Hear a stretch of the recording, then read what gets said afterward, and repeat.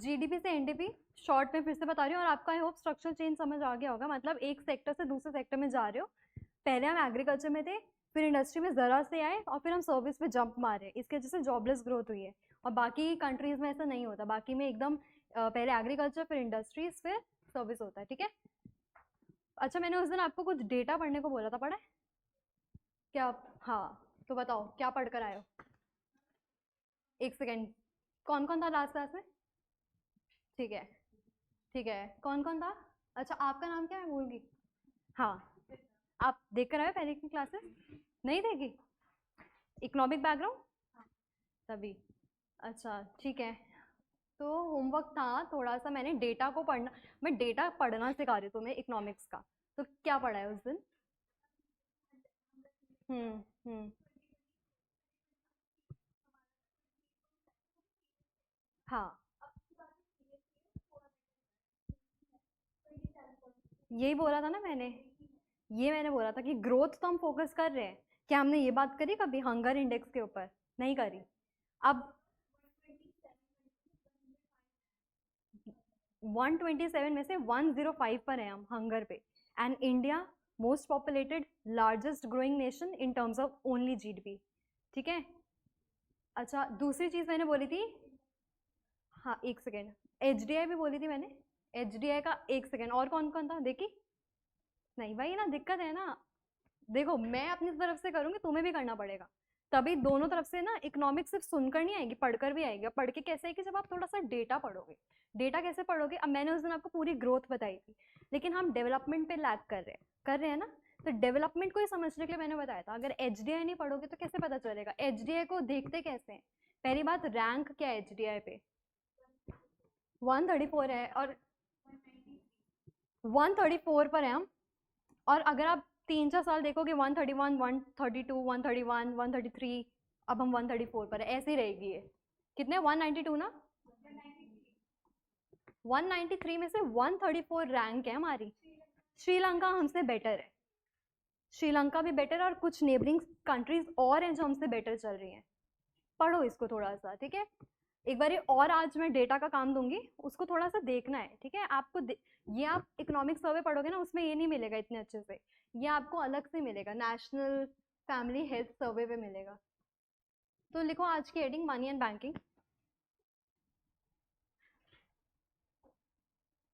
अब इसमें मैं एकदम, जिसके पास इकोनॉमिक्स नहीं थी उसको भी देख के चलूंगी, जिसके पास थी उससे मैं पूछूंगी।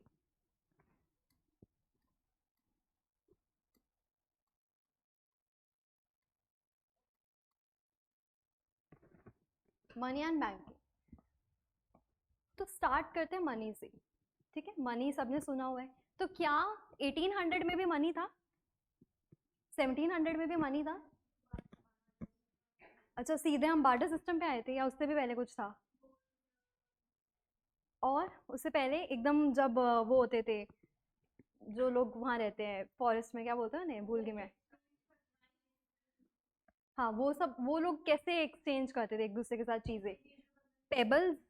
आपने देखे हैं वो जो कुछ आप किंग्स वगैरह के स्टोरीज पढ़ोगे, उसमें पेबल्स वगैरह से भी चलती हैं चीजें। पेबल्स आया, फिर धीरे धीरे बार्टर सिस्टम आया, फिर धीरे धीरे गोल्ड रिजर्व्स आए, फिर धीरे धीरे हम इवॉल्व करके मनी पर आए। मनी के बाद क्या है अभी? उससे पहले एक चीज और है, near money. Near money, that is debit card, credit card, that is near money. And उसके बाद अब आ रहा है डिजिटल करेंसीज, फिर आगे और आएंगी चीजें। हाँ, तो एक बार ये रीड कर लो थोड़ा सा, इसको नोट नहीं करना है। हाँ, जूम से ना ये कट हो जाएगा।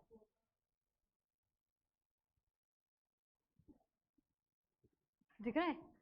अगर दिक्कत हो रही है तो चेयर लेके आगे आ जाओ, चेयर है, आगे आ जाओ बस। अगली बार से जाके, ठीक है, इधर आ जाओ। Modern problem, modern solution. तो बेसिकली क्या बोले, मनी। अभी तो इस चैप्टर में हम ये छोटी सी चीज पढ़ने वाले हैं, मनी वगैरह क्या है, ठीक है।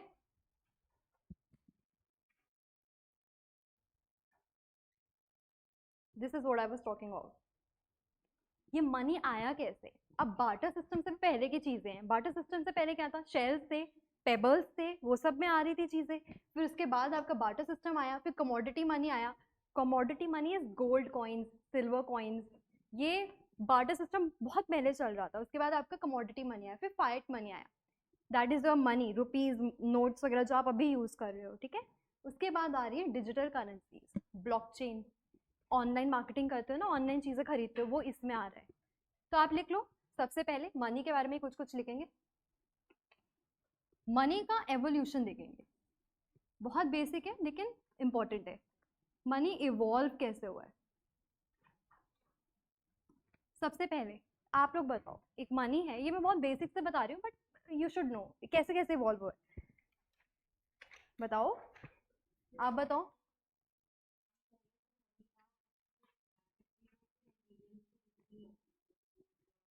ये आप कमोडिटी मनी की बात कर रहे हो, बट कमोडिटी मनी से पहले बार्टर सिस्टम था, बार्टर सिस्टम से पहले भी तो था। देखो, हाँ, तो मनी तो अगर मैं सिंपल लैंग्वेज में बोलूँ, money is the medium of exchange. कुछ भी एक्सचेंज करना है उसके लिए money is use. Money is a, it is a medium of exchange.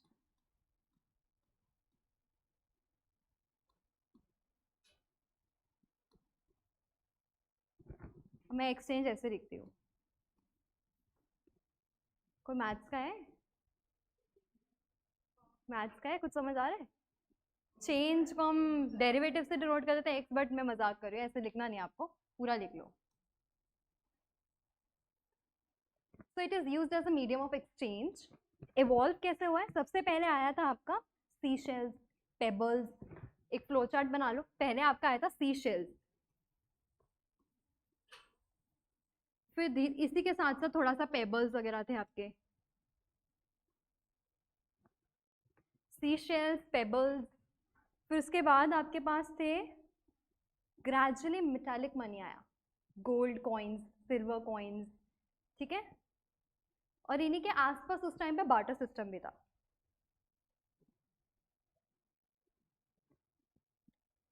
हो गया, बार्टर सिस्टम भी था। अब ये जो मैं आपको बात कर रही हूँ, इसी के आसपास एक बार्टर सिस्टम था। अब बार्टर सिस्टम में आपको हिंदी में बताती हूँ होता क्या है।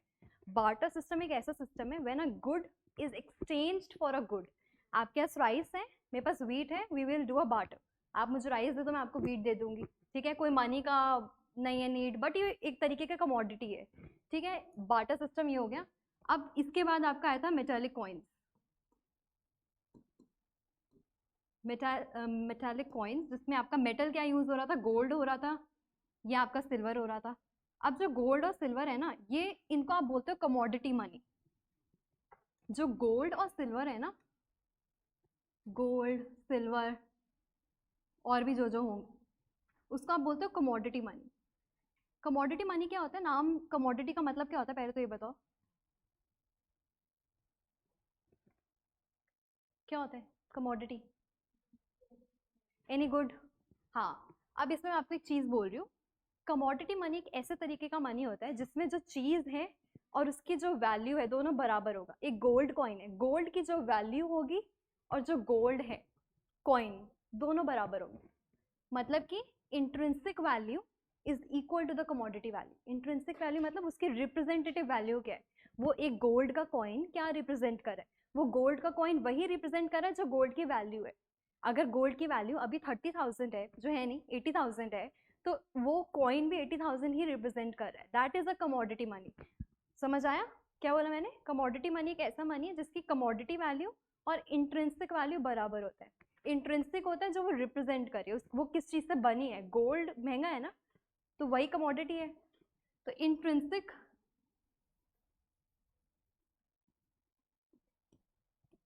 Intrinsic value is equal to the commodity value. ये साथ है, intrinsic value is equal to commodity value, सब साथ ही है ना। उस टाइम पे आता था गोल्ड, जिस जो किंग्स थे वो गोल्ड में डील करते थे, जो फार्मर्स थे छोटे रिच पुअर पुअर फार्मर्स, वो कमोडिटी में करते थे कि आपके पास राइस है, मैं आपकी फील्ड पे काम कर लूंगा, आप मेरे राइस मैं आपको प्रोड्यूस करके दे दूंगा। ये भी बार्टर ही है ना, आप मनी तो यूज नहीं कर रहे हो। और सिमिलरली इंट्रिंसिक वर्ड का मतलब समझ आया? एग्जैक्टली तो आपके जो गोल्ड है, गोल्ड गोल्ड की वैल्यू जो होगी वही गोल्ड कॉइन की भी वैल्यू है, सिल्वर की जो वैल्यू होगी वही सिल्वर कॉइन की भी वैल्यू है, ठीक है, ये इंट्रिंसिक है। इसके बाद इवॉल्व हुआ आपका, ये सेकंड नंबर पे है जिसके साथ बार्टर सिस्टम भी चल रहा है। थर्ड पर आया फाइट मनी या फियाट मनी, आपको जो बोलना है। ये आपकी आगे नोट्स, करेंसीज जो जो आप यूज कर रहे हो अभी, ठीक है। तो इसमें क्या है, जो कमोडिटी वैल्यू है that is less more than the intrinsic value. कैसे? कैसे? अगर ये नोट है 1000 रुपीज की, इसको बनाने में नोट को कितने रुपए लगे होंगे? 1 रुपए। तो इंट्रिंसिक वैल्यू क्या है? जो, हाँ, इंट्रिंसिक वैल्यू क्या है इसकी, क्या क्या रिप्रेजेंट कर रहा है ये, और कमोडिटी वैल्यू क्या है बनाने में जो लग रही है, ठीक है, लिख लो। सो पेपर मनी, क्या बोल रहे हो? हाँ तो कोई बात नहीं, आई करेक्टेड, होती है ना कभी कभी, if you keep on speaking you sometimes like tend to confuse. So देखो, पेपर मनी इज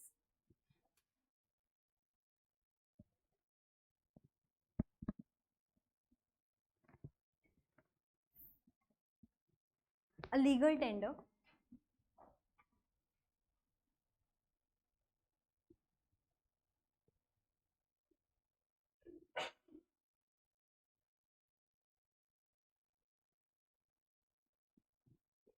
because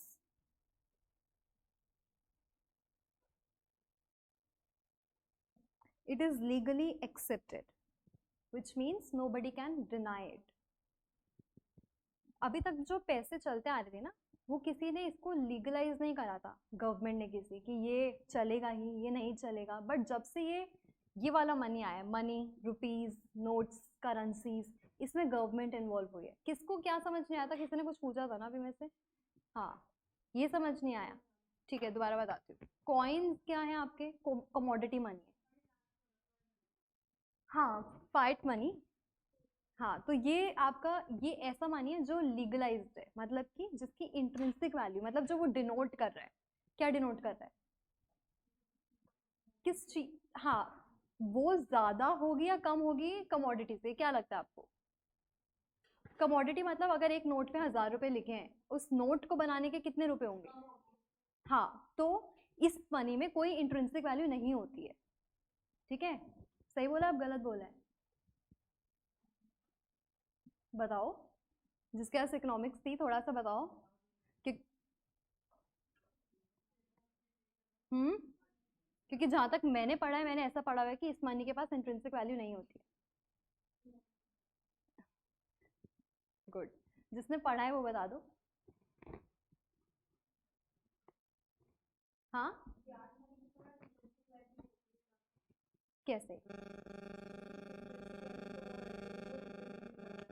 अच्छा, दोबारा से आते हैं, पहले तो फिर से बोलो मेरे को, कमोडिटी मनी की क्या ज्यादा होती है? बराबर होती है दोनों की, ठीक है, अब हाँ, इसकी क्या होती है? आपको समझ आ रहा है? आपके एक्सप्रेशन ही ऐसे हैं, आ रहे हैं, क्या समझ आ रहा है मेरे को भी बताओ। हाँ भाई, मैं कर दूंगी क्लियर, इट्स ऑल राइट, मैं दोबारा बता रही हूँ।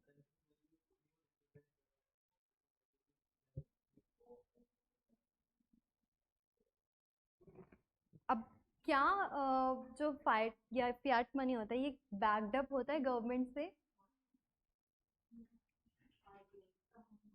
कंप्लीटली बैक्ड अप होता है, थोड़ा सा बैक्ड अप होता है? तो अब जो गोल्ड कॉइन्स होते थे उसका क्या सीन था? उसमें कुछ बैकिंग होती थी? बैकिंग मतलब पता है कि लाइक जो गोल्ड कॉइन्स है वो गोल्ड से बने हैं, तो that is like banking up, वो गोल्ड उसको बैकअप कर रहा है। जो नोट्स हैं उसको कौन बैकअप कर रहा है? आरबीआई कर रहा है, but not of the equal value. अब जरूरी नहीं कि वो नोट 1 लाख के हैं तो 1 लाख के गोल्ड रिजर्व रख रहे हो आप, एक परसेंटेज में हम उसे रिप्रेजेंट करके रखते हैं। लिखो, Fiat money generally does not have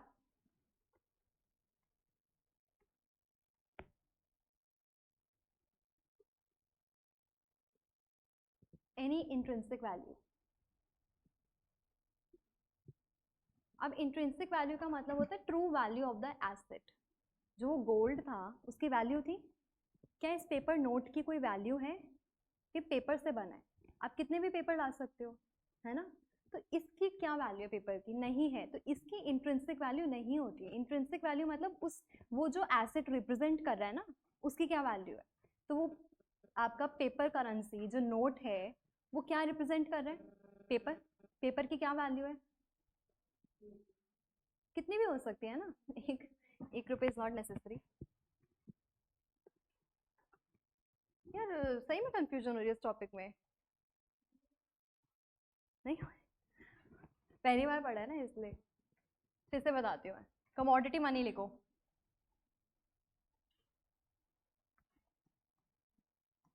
commodity money में इंट्रिंसिक और कमोडिटी की वैल्यू बराबर है। इंट्रिंसिक का मतलब होता है कि वो जो एसेट डिनोट कर रहा है ना, उसकी ट्रू वैल्यू क्या है। एक गोल्ड कॉइन क्या एसेट है? गोल्ड। गोल्ड है तो गोल्ड की वैल्यू क्या है? बहुत है।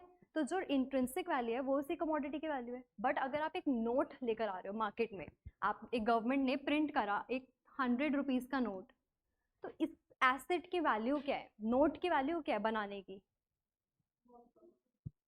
वो इंट्रिंसिक हो गया। और ये रिप्रेजेंट क्या कर रहे हैं? 100 रुपये। जो इसकी एक्चुअल जो रिप्रेजेंटेटिव वैल्यू है ना वो बहुत ज़्यादा है, कमोडिटी की वैल्यू बहुत कम है, दैट इज इंट्रिंसिक वैल्यू बहुत कम है। समझ आया? तो एक तरीके से हम बोल देते कि है ही नहीं, क्योंकि आप बल्क में नोट प्रिंट कर रहे हो। फिर से समझाऊं? इंट्रिंसिक वैल्यू समझ आया?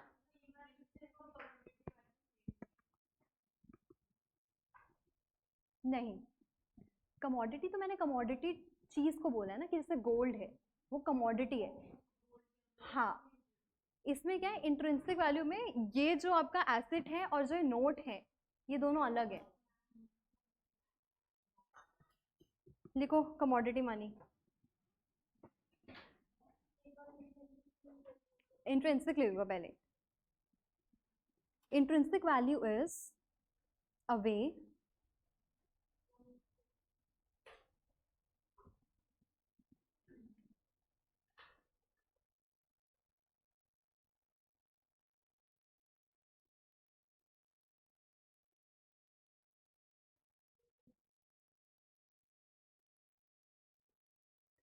लिख लिया?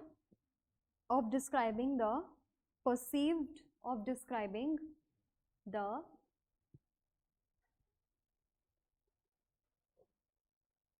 perceived or true value, perceived or true value of an asset। समझ आया इसका मतलब? इसका मतलब क्या हुआ? ट्रू वैल्यू क्या है एसेट की, ठीक है? इसलिए मैंने बोला है जो नोट होती है ना, नोट करेंसी, उसकी ट्रू वैल्यू एक्चुअली तो कम ही है ना पेपर की, ये मतलब है। और एक पेपर की नोट जब 1000 रुपये, जिसको बनने में सिर्फ 1 रुपये लगे, तो उसकी इंट्रिंसिक वैल्यू बहुत कम है। बट उसको जो 100 रुपये वो बहुत ज़्यादा है। एक्चुअल में आप मार्केट लेके जाओगे तो एक्चुअल वैल्यू तो 100 लेगा ना, या वो आपको बोलेंगे कि इसकी इंट्रिंसिक वैल्यू तो 1 रुपीज़ है, हम इसको 1 रुपये पे एक्सचेंज करेंगे, ऐसा तो आपको कोई नहीं बोलेगा। अब आया समझ? इसके बाद क्या आया था? इसके बाद आपका आया है नियर मनी। लिख लो near money. Near money basically credit card, debit cards. हाँ, मतलब कि रेडली अवेलेबल मनी, कि आपके पास अगर कैश नहीं है तो आप अपने क्रेडिट और डेबिट कार्ड को यूज कर सकते हो। हाँ, NEAR। तो पहले आया कमोडिटी। इसमें लिख दो ना, intrinsic value is equals to commodity value.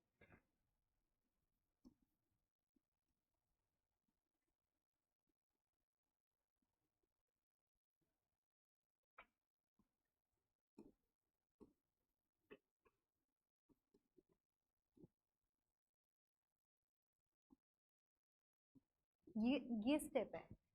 पहले कमोडिटी चलता था, फिर नोट्स वगैरह आए, अब नियर मनी आ गए, डेबिट और क्रेडिट कार्ड आ गए, अब डिजिटल करेंसीज आ गई हैं, आगे शायद और भी चीज़ें डेवलप होती रहें, तो वो हम आगे उस हिसाब से रीड करेंगे।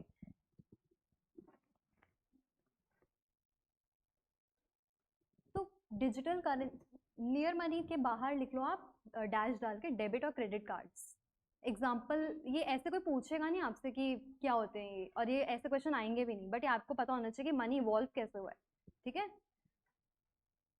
सो बेसिकली डेबिट और credit card is your near money. अब लिखो डिजिटल करेंसीज के अंदर central bank will print these, जो डिजिटल करेंसीज होगी इसको भी कौन ऑथोराइज करेगा? सेंट्रल बैंक ही करेगा, लेकिन इसमें कोई फिजिकल पेपर नहीं होगा, ये सब ऑनलाइन ही चलेगा, ठीक है। आपके ऑनलाइन वॉलेट होगा, वहाँ पे ट्रांसफर हो जाएगा, ये सब की प्रोसेसिंग स्टार्ट हो चुकी है। Central bank will print these, no physical currency note is required, कोई फिजिकल करेंसी नोट की आपको जरूरत नहीं है, डिजिटली सब कुछ हो जाएगा। मनी इज डायरेक्टली पुट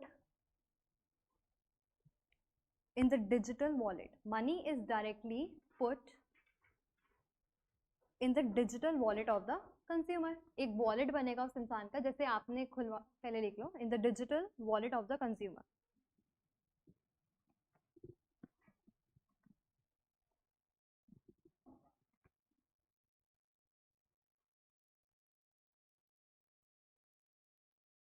हो गया?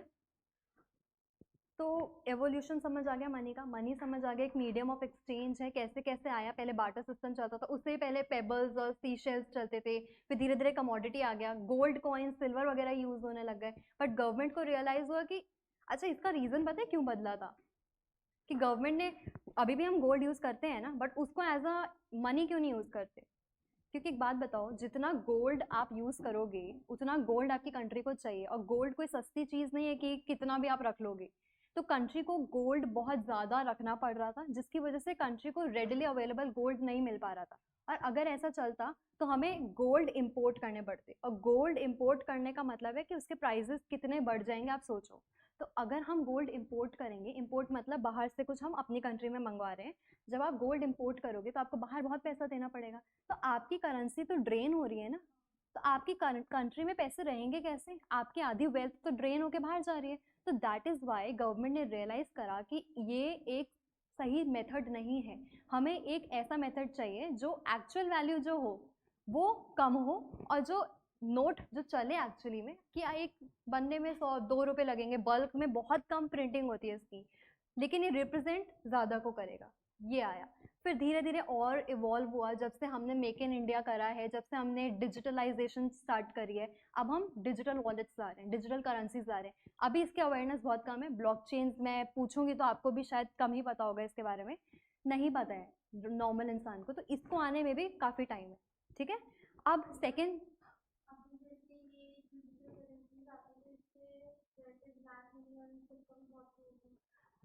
हो सकता है, बिल्कुल होगा। सी वही है ना, हर चीज़ का साइड इफेक्ट भी है और पॉजिटिव इफेक्ट भी है। आप ब्लैक मनी तो को वैसे भी नहीं क्योर कर पा रहे हो, और कर्ब भी नहीं कर पा रहे हो, अभी तो छुपा देते हैं लोग, फिर डिजिटलाइजेशन करेंगे, जब सी मैं अभी बोल दूंगी इकोनॉमिक्स की बुक कुछ और बोलेंगी, पेपर्स कुछ और बोलेंगे, बट फिर एक्चुअल में जो हम पढ़ेंगे ना वो अलग होगा, ठीक है। ये जो हम पढ़ रहे हैं ना, और जो अगर हम इकोनॉमिक थ्योरीज भी पढ़ते हैं, that is very different to what is actually happening in the economy. Adam Smith ने बनाई थी जो इकोनॉमिक्स, याद है, जो फर्स्ट क्लास में थोड़ा सा, कब आई थी?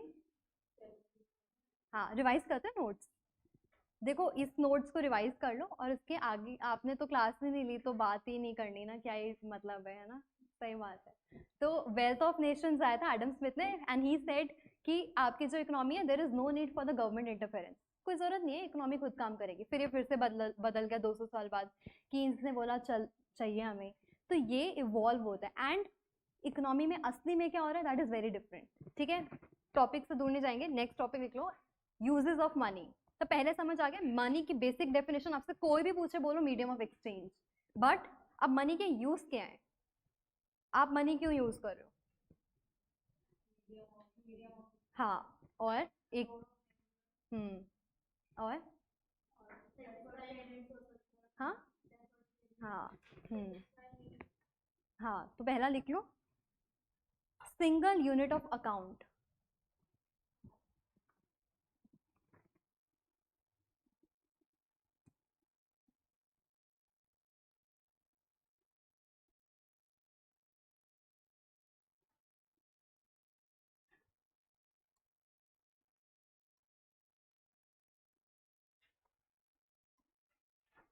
पहले क्या होता था जब बार्टर सिस्टम की बात थी, बार्टर सिस्टम में होता था कि कोई स्टैंडर्ड यूनिट नहीं था, कोई हो सकता है 1 kg राइस के बदले 2 kg का बार्टर कर रहा है, कोई हो सकता है कुछ और बाटा कर रहा है। तो एक स्टैंडर्ड यूनिट की जरूरत थी कि हर चीज एक ही टर्म पे मेजर हो। तो इसलिए सबसे ज्यादा यूजफुल आया मनी, कि मनी की वैल्यू आप किसी भी जगह चलो जाओ, 1 रुपी की तो वैल्यू वही रहेगी, है ना, और 10 रुपीज की जो चीज आती है वो उसी चीज में एक्सेप्टेड रहेगा। तो इसीलिए लिखो money created a single unit of account. Money created a single unit of account.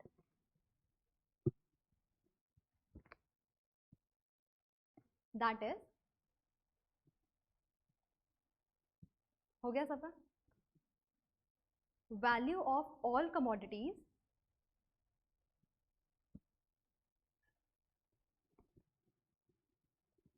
could be expressed, values of all the commodities could be expressed in terms of money. ठीक है, कोई भी कमोडिटी ले लो, हर चीज का प्राइस है ना आज, यही बोल रहे हैं, और हर चीज को आप रुपीज में मेजर कर रहे हो, दैट इज एक ही यूनिट कर रहे हैं। फॉरेन में डॉलर चल रहा है, यहाँ पे रुपीज चल रहा है, एक सिंगल यूनिट चल रही है पूरी कंट्री में। सेकंड लिखो,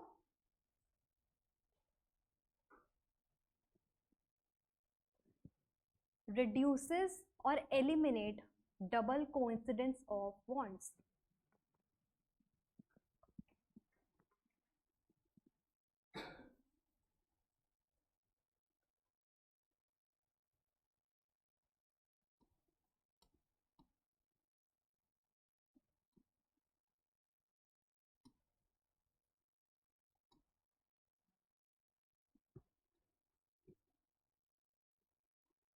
What do you mean by double coincidence of wants? पहले तो ये बात करो, डबल कोइंसिडेंस ऑफ wants का क्या मतलब है? हाँ बताओ।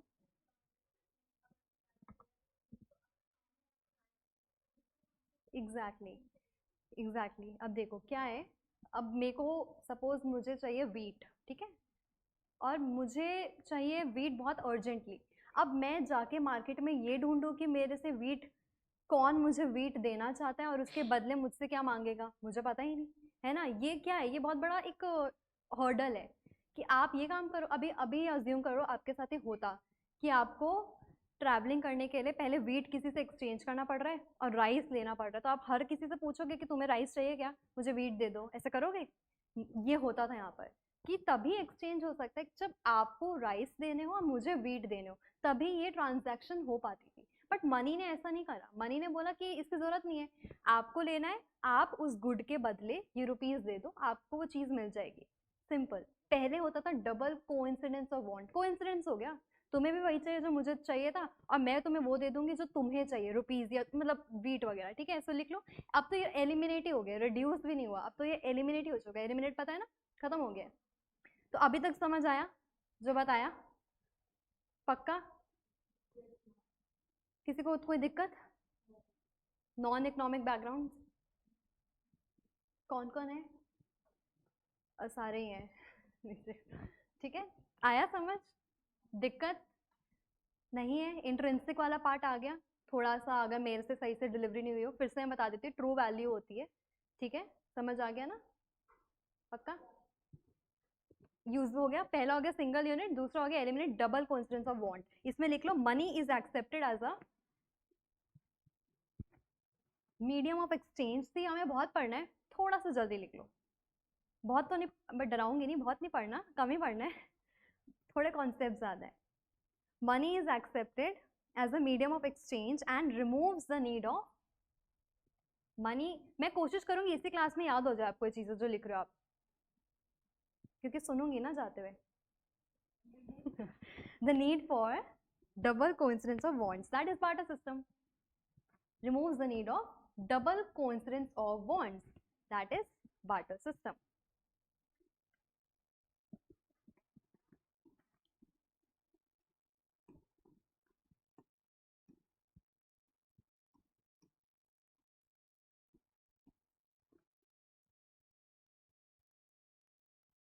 Money acts as a single unit account. देखो पहले तो इंडिविजुअली वर्ड को पढ़ो, रुपीज आज हर जगह एक ही यूनिट पे अकाउंट हो रहा है, इसका क्या मतलब है? क्या आप राजस्थान से हैदराबाद जाओगे तो वहां पे 1 रुपीज का मतलब कुछ और होगा? और जो चीज़ आपको सेम प्राइस में मिल रही है वो आपको ऑल ओवर द कंट्री उसी यूनिट में मिलेगी, उसी यूनिट पे अकाउंट होगी, ठीक है, उसी यूनिट पे समझी जाएगी। अगर मैं हिंदी में बोलूँ तो ये मतलब है कि rupees is accepted as a single unit of account. Rupees तो मैं इंडिया की बात कर रही हूँ, मनी बेसिकली। अब डॉलर अब्रॉड होता है, यूरोप में यूरो होगा, है ना, हर जगह अलग है। वहाँ वो बोलेंगे कि euro is accepted as the single unit of account हमारी पूरी कंट्री में, राइट। इसमें है money acts as a store of value. Money एक अपने अंदर वैल्यू स्टोर कर रहा है ना। अब 100 रुपीज का जो कॉइन है या नोट है उसकी वैल्यू क्या है, 100 रुपीज वो स्टोर कर रहा है। ऐसा होगा कि वो फ्यूचर में जाके 100 की वैल्यू 10 हो जाएगी। आप सेविंग करते हो, पैसे छुपा छुपा के रखते हो, ऐसा होगा कि वो 100 जाके फ्यूचर में 10 रुपए बचेंगे सिर्फ। मतलब ऐसे नहीं बोल रही कि आप खर्च कर लो फिर सोचो 10 कैसे बचे, नहीं। वो 100 रुपीज ही ऐसा रहेगा कि उसकी वैल्यू चेंज हो गई है, नहीं। यही मतलब है कि इसका स्टोर ऑफ वैल्यू हमेशा सेम रहेगा। देखो, money acts as a store of value, उसके मतलब है that means it can keep money in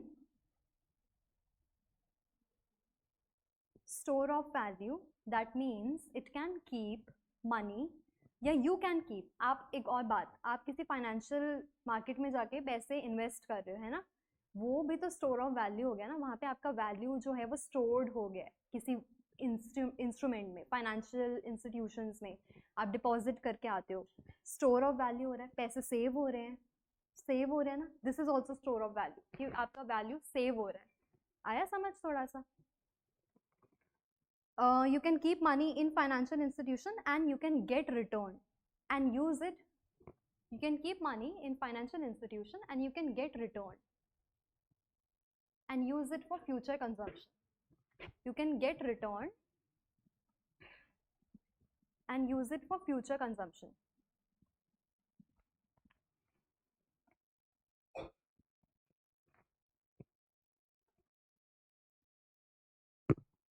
Next है fully divisible. Fully divisible.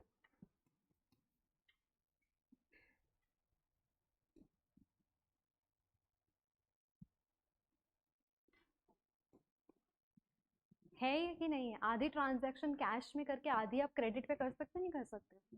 Divisible है। आप जाते हो, कैश खत्म हो गया, अच्छा भैया मैं आपको रिमेनिंग 10 रुपीज़ क्रेडिट ऐसे ऑनलाइन पे कर दूँ ना, ये हो रहा है। तो it is a divisible value, मतलब कि इट कैन बी यूज्ड और डन इन क्रेडिट ट्रांजैक्शन। आप क्रेडिट ट्रांजैक्शन में भी यूज करो, it means it can be divided, right. Divided ऐसे वाला नहीं, क्रेडिट ट्रांजैक्शन। क्रेडिट का मतलब पता है ना क्या है? क्रेडिट मतलब जब, हाँ हाँ, बहुत चीज़ों का मतलब क्रेडिट हो सकता है, किसी को लोन देना भी क्रेडिट होता है, बट इसमें वो नहीं है, ठीक है। टू प्रमोट क्रेडिट ट्रांजैक्शन, ठीक है। अभी तक जितना मैंने समझाया है, मुझे मुझे बताओ कोई डाउट है? बहुत बेसिक चल रहा है, आप लोगों को लग रहा होगा हम ये क्यों पढ़ रहे हैं, बट कभी कभी ना टर्मिनोलॉजीज आपको समझ नहीं आती हैं, कंफ्यूज हो जाते हैं हम, इसलिए मैंने बताया। Transaction, it can, credit transactions एक तो यही हो गया कि ऑनलाइन पेमेंट्स में यूज़ हो सकता है, बैंक मनी में यूज़ हो सकता है, एफडीज में आप रख सकते हो, बहुत चीज़ें हैं, क्रेडिट ट्रांजैक्शंस हो रही हैं आपकी। Next topic, reasons for demand of money. ये आई एम श्योर पता नहीं कितनों को आता होगा, कितनों को नहीं आएगा, या आता होगा already. Reason for demand of money, आप पैसे क्यों डिमांड कर रहे हो?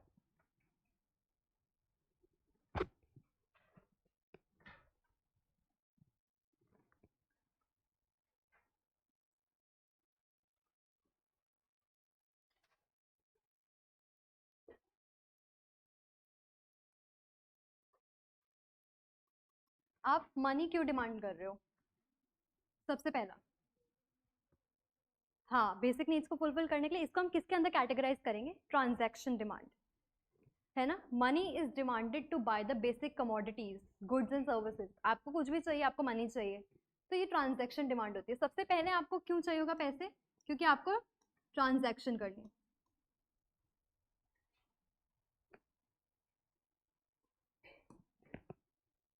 समझ आया?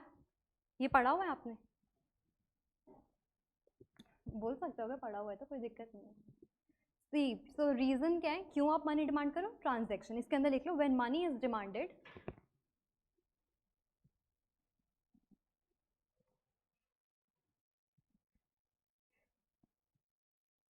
for the purpose of when money is demanded for the purpose of buying and selling of the commodities, for the purpose of buying and selling of the commodities and it is, अच्छा लिख लो पहले। अगर मैं आपको बोलूं ये directly किससे related होगा? ट्रांजैक्शन डिमांड, मनी चैप्टर पढ़ रहे हैं, किससे सबसे ज्यादा रिलेट करेगा? क्या बढ़ेगा कि ये बढ़ेगा? आपकी इनकम और इकोनॉमी का आउटपुट। इकोनॉमी में ज्यादा आउटपुट होगी, ज्यादा ग्रोथ होगी, आपकी इनकम बढ़ेगी, इनकम बढ़ेगी तो आप और पैसे डिमांड करोगे ना चीजें खरीदने के लिए। ये मतलब है directly related to the output. अब सी मैं यहाँ पे जो आउटपुट है ना और इनकम है उसको इंटरचेंजेबली यूज करूंगी। आउटपुट को इनकम बोल सकते हैं हम इकोनॉमिक्स में, समझ आया ना? आउटपुट क्योंकि आप, अगर मैंने सेकंड क्लास में बताया था प्रोडक्शन वाली चीजें कि जीवीए मेथड में प्रोड्यूस करते फिर आप उसको कैसे कैलकुलेट करते हो जीडीपी के टर्म्स में, सो आउटपुट इज इनकम। थोड़ा सा ऐसे स्लैश डाल के लिख सकते हो, directly related to the output slash income of the economy. वो बढ़ेगा तो वो भी बढ़ेगा, आपकी इकोनॉमी में पैसे बढ़ेंगे, आप ज्यादा पैसे डिमांड करोगे, है ना?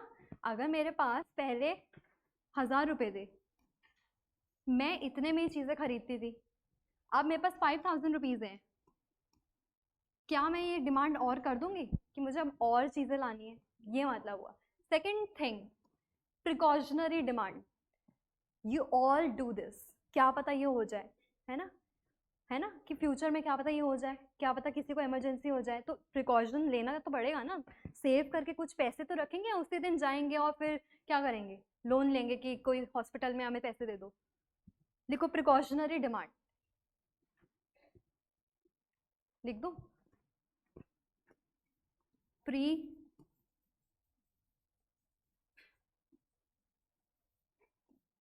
क्या ये भी डायरेक्टली रिलेटेड होगी to that of the income? क्या ये भी डायरेक्टली रिलेटेड होगी to that of the income? No, it is directly related. See जितने ज्यादा आपके पास पैसे बढ़ेंगे, मैं ये नहीं बोलूंगी कि आप एग्जैक्ट वो पैसे उठा के सेव कर दोगे, बट ऐसा हो सकता है ना कि अगली बार सोचो कि अब मैं 10 रुपए और सेव कर सकती हूँ।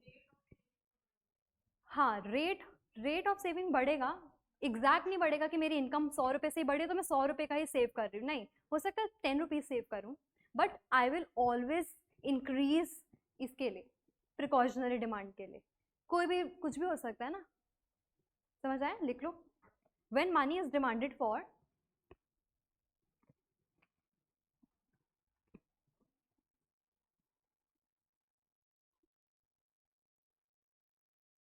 अनफोर्सीन सिचुएशन, जो आप देख नहीं सकते, हो सकती हैं but unforeseen, you can not see them.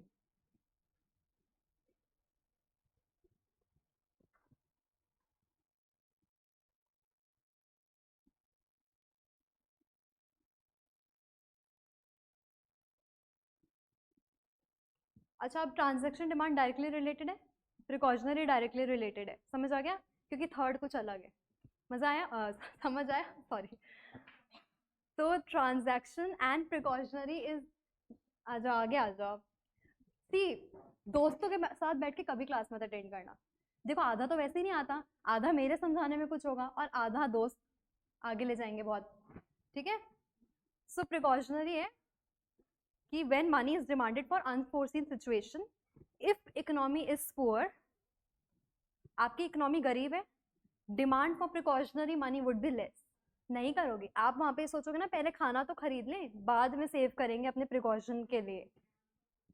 Demand for precautionary money would be less, relatively less. अब तीसरा बहुत इंटरेस्टिंग आ रहा है, one of my favourite demand,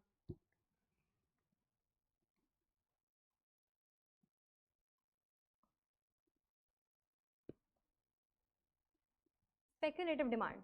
I am sure पहली बार में किसी को समझ नहीं आएगा, यहाँ से जाएगा ऐसे, ठीक है? स्पेक्युलेटिव डिमांड सुना है?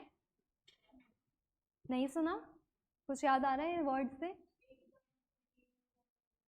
ये हाँ, अब सी मैं इसको एकदम लेमैन लैंग्वेज में समझाऊंगी और लिखवाऊंगी थोड़ी पॉलिश्ड लैंग्वेज में, ठीक है। स्पेक्यूलेटिव डिमांड का मतलब ये आ जाएगा आपका थोड़ा सा बॉन्ड मार्केट में, ठीक है। आप कितने पैसे अपने हाथ में रखोगे इफ बॉन्ड प्राइसेस कैसे चल रहे हैं। सिंपल से सोचो, आप कोई भी चीज कब खरीदते हो, जब वो चीज सस्ती हो या महंगी हो। तो बॉन्ड प्राइसेस जब भी कम होंगे मैं सबसे ज्यादा डिमांड करूंगी, किसकी, बॉन्ड्स की। तो स्पेक्यूलेटिव डिमांड सिंपल सा मतलब है कैश इन हैंड। जितना ज्यादा बॉन्ड प्राइस होगा उतनी ज्यादा कैश इन हैंड रहेगा। समझ आया कि अगर मार्केट में 10 रुपए का पहले बॉन्ड हुआ करता था, अब ये सडनली बॉन्ड का प्राइस हो गया 1000 रुपीज, क्या मैं खरीदूंगी? तो मेरे हाथ में क्या रहेगा, सारा कैश मैं रखूंगी, मैं तो नहीं खरीद रही इतने महंगे पे, ठीक है। और मैं एक बॉन्ड का मार्केट मैंने आपको दिखाया, और दूसरा इसी में कॉन्सेप्ट आता है इंटरेस्ट रेट का। मैंने कैश इन हैंड रखा बट मैंने नोट करा कि इंटरेस्ट रेट बहुत ज़्यादा बढ़ रहा है, तो मैं इन्वेस्ट कर दूंगी बॉन्ड्स पर, मैं खरीद लूंगी बॉन्ड। क्यों? फिर क्या होगा, आपका कैश इन हैंड क्या हो जाएगा, कम हो जाएगा। तो जैसे ही इंटरेस्ट रेट बढ़ेगा स्पेकुलेटिव डिमांड क्या हो जाएगी, कम हो जाएगी। आप क्या कैश को डिमांड करोगे कि इंटरेस्ट रेट बढ़ गया? आप बोलोगे नहीं, मुझे ज़्यादा से ज़्यादा इन्वेस्ट करना है या बॉन्ड खरीदने हैं, क्योंकि उसमें इंटरेस्ट रेट बहुत ज़्यादा है। दोबारा बताती हूँ, स्पेक्यूलेटिव डिमांड होता है कि कितना पैसा आप अपने हाथों में रखोगे इफ इंटरेस्ट रेट को कुछ हो रहा है। तो इंटरेस्ट रेट बढ़ रहा है तो स्पेक्यूलेटिव डिमांड, थोड़ा बोलो, ऐसे इतना कुछ तो बोलो। अगर आपके पास इंटरेस्ट रेट बढ़ रहा है तो स्पेक्यूलेटिव डिमांड, और स्पेक्यूलेटिव डिमांड का मतलब कैश इन हैंड, आप कितने पैसे रख रहे हो। और अगर इंटरेस्ट रेट कम हो गया तो स्पेक्यूलेटिव डिमांड, क्या आपको मार्केट में इंटरेस्ट रेट नहीं मिल रहा और आप इतने डम होके जाके फिर भी इन्वेस्ट करोगे? तो आपके पास ज़्यादा से ज़्यादा पैसे हाथ में रहेंगे, सिंपल सी बात है। लेकिन जो इंटरेस्ट रेट है ना वो बहुत ज़्यादा बॉन्ड के प्राइजेस से इम्पैक्ट होता है, ठीक है। ये बॉन्ड मार्केट में ही हम डील कर रहे हैं। आप बोलोगे हम शेयर्स तो खरीद सकते हैं, हम बॉन्ड को देख रहे हैं इसमें बस, ठीक है। Bond marketing and share marketing is very different. Equity, bond, debentures, ये सारे बहुत अलग कॉन्सेप्ट्स हैं और इनकी मार्केटिंग फंक्शनिंग बहुत अलग होती है, ठीक है। तो मैंने क्या बोला, तो अगर आपका डिमांड पैसों का बढ़ रहा है, स्पेकुलेटिव डिमांड, तो मैं इंटरेस्ट रेट के बारे में क्या कह सकती हूँ।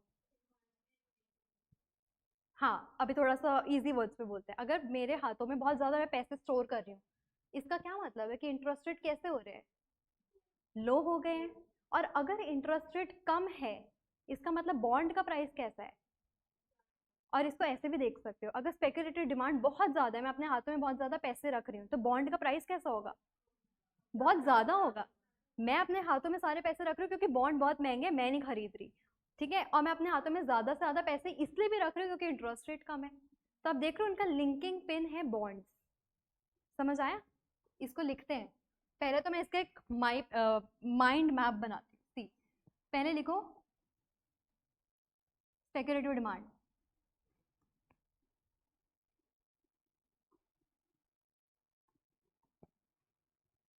Very easy to laugh and very difficult to teach, ठीक है। Just a reminder. लिखो when people hold money,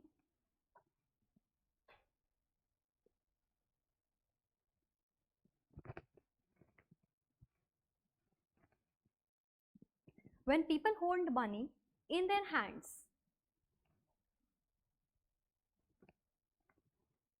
waiting for the bond price to fall।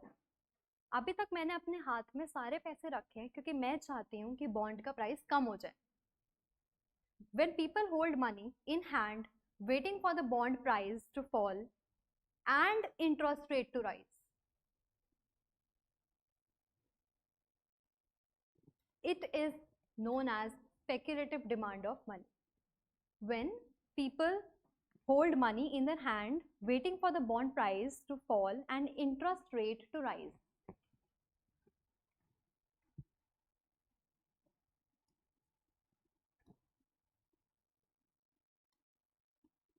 क्या होगा, बॉन्ड प्राइस जब स्पेक्यूलेटिव डिमांड बहुत ज़्यादा है, इसका मतलब बॉन्ड प्राइस क्या है, बहुत ज़्यादा क्या है, हाई है। और इंटरेस्ट रेट क्या है, कम है। और अगर इसका उल्टा देखें, अगर स्पेक्यूलेटिव डिमांड बहुत लो है,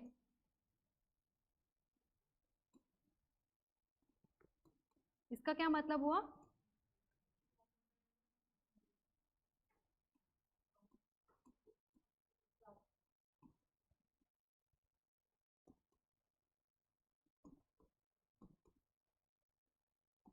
समझ आया? आया? तब मैं पूछूं कुछ इस पे अब? अच्छा, अच्छा आप एक चीज देख लो, डायरेक्टली रिलेटेड किससे? अगर आपको एक प्रीलिम में एमसीक्यू वाला क्वेश्चन आ रहा है, आप ये पूरा फ्लो चार्ट नहीं बनाओगे, आप थोड़ा सा मेमोराइज करोगे। पहले तो बहुत इजी ट्रिक्स है कि आपके पास पैसे हाथ में आप ज्यादा कब रखोगे, ये इसका मतलब याद कर लो, कैश इन हैंड। कितना कैश रखोगे अपने हाथ में, जितना ज्यादा बॉन्ड का प्राइस होगा। आप नहीं खरीदोगे महंगी चीज, ठीक है? और अगर बॉन्ड का प्राइस बहुत ज्यादा हाई है, इसका मतलब इंटरेस्ट रेट कम है, ठीक है? अभी इसका मैं रीजन बताती हूँ ये ऐसा क्यों होगा। ऐसा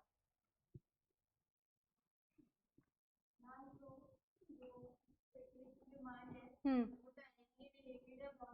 yes and indirectly related to the interest rates, ये लिख लो कि अपने लिए speculative demand is directly related to the bond prices and speculative demand is indirectly related to interest rates, ये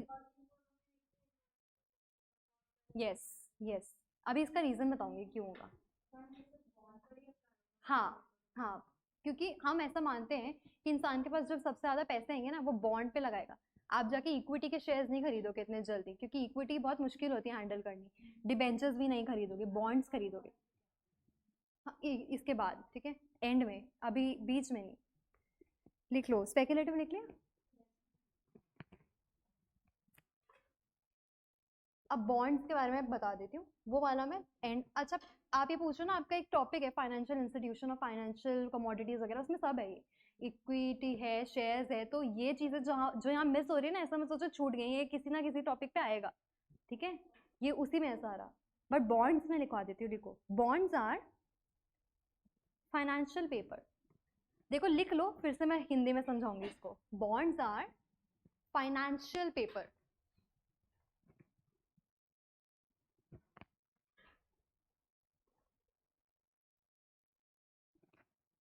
Bonds are financial paper or certificates, certificates issued by the government, government भी कर सकती है, कॉर्पोरेट भी कर सकता है, issued by the government, corporates etc, कोई भी कर सकता है, कंपनी भी कर सकती है, ठीक है? For borrowing money from the market, for borrowing money from the market.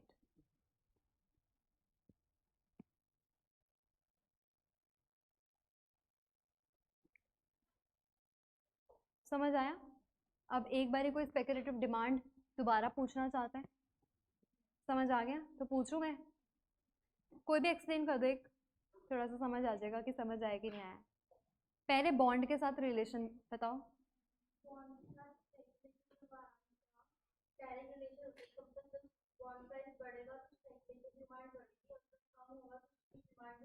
हाँ ठीक है, लिखो और आगे। Those who purchase these bonds are lenders. आपको एक चीज से बताती हूँ, एक कमर्शियल पहले लिख लो,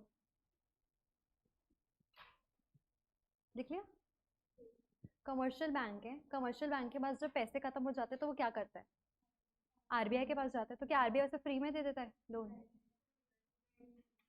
कोलैटरल लेता है, इंटरेस्ट भी लेता है। और एक और चीज है बॉन्ड्स। क्या करता है कमर्शियल बैंक? अपने बॉन्ड रख कर आता है आरबीआई के पास, आरबीआई उसको उस बॉन्ड के बदले लोन देता है, ठीक है? अब दोबारा इसका उल्टा क्या होगा, जब आप वापस करोगे तो वापस करते हुए आपको क्या करना है, वो बॉन्ड खरीदने के लिए वापस अपना, आपको पैसे तो वापस करने ही है, उसके साथ साथ आपको इंटरेस्ट रेट भी वापस करना है। समझ आया? तो आप, अगर मैं किसी को बॉन्ड दे रही हूँ अपना, तो ये मैंने जो लाइन लिखवाई है कि those who purchase the bond, वो खरीद रहा है ना, वो लेंडर है।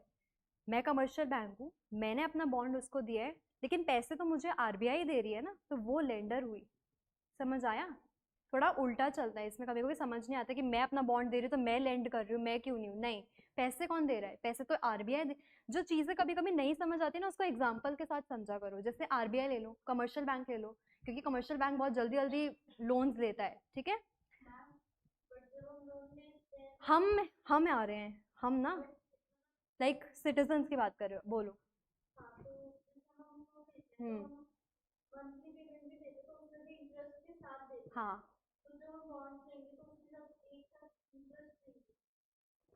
एग्जाम्पल में से ये टॉपिक है, इसी में ही आ गया है, बट अभी बता देती हूँ। जैसे आपने एक बॉन्ड है आपका, आपने वो बॉन्ड, आपके पास 100 रुपए की कमी हो रही है, आप कमर्शियल बैंक को इतनी कम नहीं होती, बट आप गए, आपने बोला मुझे 100 रुपए दे दो आरबीआई को। तो आरबीआई ने बोला ठीक है मैं दे दूंगा, बट मुझे अपना भी तो कुछ दो। तो उसने बोला ठीक है ऐसा करते हो, आप मेरा बॉन्ड ले लो, उसके बदले आप मुझे 100 रुपीज़ दे दो। ठीक है, इतना सेटलमेंट डन। अब मेरे को अपने बॉन्ड वापस चाहिए, तो मैं कमर्शियल बैंक हूँ, मैं क्या करूँगी? मैं उसके पास दोबारा जाऊँगी, मैं बोलूँगी मुझे अपना बॉन्ड वापस चाहिए। तो बोलेगा ठीक है, पहले जो पैसे मैंने दिए मुझे वो दो, और इस पे जिस इंटरेस्ट रेट पे बात हुई थी वो भी दो। तो अगर 25 रुपए का इंटरेस्ट रेट है, 100 रुपए तो देने ही है, उस पर 25 रुपए और देने हैं, तो 125 रुपीज मैं दूंगी। This is how RBI also earns ना। एक मार्केट डिफरेंस तो क्रिएट करेगा, नहीं तो सेटलमेंट एकदम बराबर हो जाएगी तो इकोनॉमी में फायदा क्या है? हर ट्रांजैक्शन का कोई मोटिव होता है, ठीक है। और कमर्शियल बैंक जो लोन्स देता है वो क्यों देता है? उसको प्रॉफिट चाहिए, है ना। कमर्शियल बैंक लेगा 4% पे आरबीआई पे, बट आपको 6% पे देगा, वो 2% उसका प्रॉफिट होगा। ऐसे काम होता है, ठीक है। ये अभी मत सुनो, जो मैंने बोला है लेंडर तक लिख लिया, उसके बाद लिखो।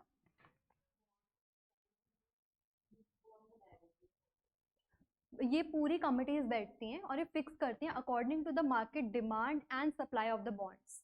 जैसे हर चीज का प्राइस डिटरमिन होता है, किसी भी कमोडिटी का प्राइस कैसे डिटरमिन होगा कि मार्केट में कितनी डिमांड है कितनी सप्लाई है, एक रेट पर आते हैं वो सब मिलके, ये कमिटीज होती हैं, ठीक है। So issued at the face value. अब फेस वैल्यू क्या है? यही 100 रुपए, face value slash issue price. issued at a face value, issued at a face value। अगर ये बॉन्ड जो है ये 100 रुपए का है, तो फेस वैल्यू क्या हो गई? 100 रुपीज हो गई। फेस वैल्यू भी बोल सकते हो इसको, या इसके साथ स्लैश डाल के इशू प्राइस भी तो बोल सकते हो, इसी पे तो इशू हुआ है ना। सारी टर्म्स को कंफ्यूज नहीं करना, इसलिए मैं एक एक चीज बता रही हूँ। फेस वैल्यू को क्या और बोल सकते हो? इशू प्राइस, क्योंकि इसी पे तो इशू हुआ है। कुछ बोल रहे कोई?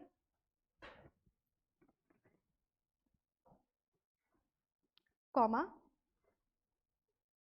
या नेक्स्ट लाइन भी लिख सकते हो। Difference between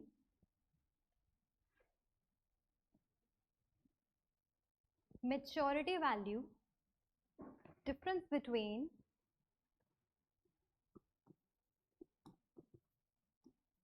maturity value and issue price.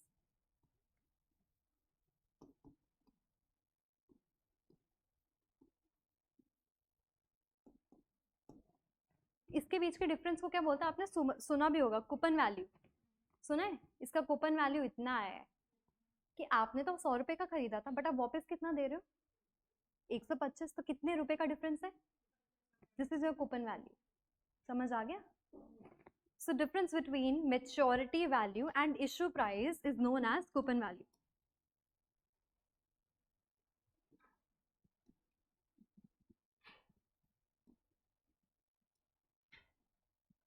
जिसके पास इकोनॉमिक्स नहीं है, क्या उसे समझ आ रहा है? आपको? आपको? हाँ, एसी बंद कर दूं? पीछे का चल रहा है? यहाँ पे मेरे को गर्मी लग रही है थोड़ी सी, फैन भी नहीं है ना यहाँ पे कि मैं ऑन कर लूँ, ये नहीं। अच्छा थोड़ी देर बाद, ठीक है, प्लीज, बहुत ज्यादा। हाँ, वो लेंडर होगा, आरबीआई। हाँ, क्योंकि आरबीआई परचेज कर रही है ना। लेकिन आप इसको परचेज के टर्म्स में देखो, पैसा कौन दे रहा है आपको? कमर्शियल बैंक तो बॉन्ड दे रहा है, उसके बदले पैसा कौन दे रहा है? तो आरबीआई आपको लेंड कर रहा है ना मनी, जो भी आपको मनी लेंड करेगा उसको आप लेंडर बोलोगे, सिंपल। ठीक है, कूपन वैल्यू समझ आ गया। अब केस पढ़ते हैं, दो case. In terms of high money supply and in terms of low money supply. किसी को बहुत ज़्यादा लग रहा है? लग रहा है? नहीं आपको समझ आ रहा है अभी तक? तो स्पेक्युलेटिव बताओ। स्पेक्युलेटिव डिमांड क्या होता है? डरने की बात नहीं है। देखो 5 बारी मैं 5 अलग बच्चों से पूछूंगी ना, याद हो जाएगा, और 6th बारी मैं खुद बता दूंगी समरी पे। अगर आपसे कोई भी इंसान, मैं हूँ, मैंने कभी इकोनॉमिक्स नहीं पढ़ी, इन केस, तो आपसे मैं पूछूंगी व्हाट इज स्पेक्युलेटिव डिमांड, तो आप क्या बोलोगे? ये बताओगे? नहीं। कैसे स्टार्ट करोगे? नहीं, बॉन्ड, बॉन्ड क्या होता है? अभी अभी बॉन्ड क्या होता है? सी, आप इस छोटे से बच्चों को एक्सप्लेन कर रहे हो, उससे कैसे बताओगे कि व्हाट इज स्पेक्युलेटिव डिमांड? मतलब हाँ, क्या बोल रहे हो कि आप छोटे से बच्चे को क्यों एक्सप्लेन करोगे? क्यूरियोसिटी बच्चों को तो होती है। आ जाओ, I will use it first. तो अगला अगला डाउट आएगा तो ऐसे ही आएगा, ठीक है, सॉल्यूशन उसका। तो हाँ बताओ, आप बताओ। हाँ एग्जैक्टली exactly.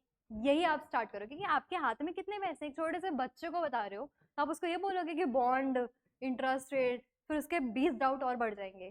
ठीक है? हाँ समझ आ गया? हाँ बोलो। हम्म हम्म हम्म हम्म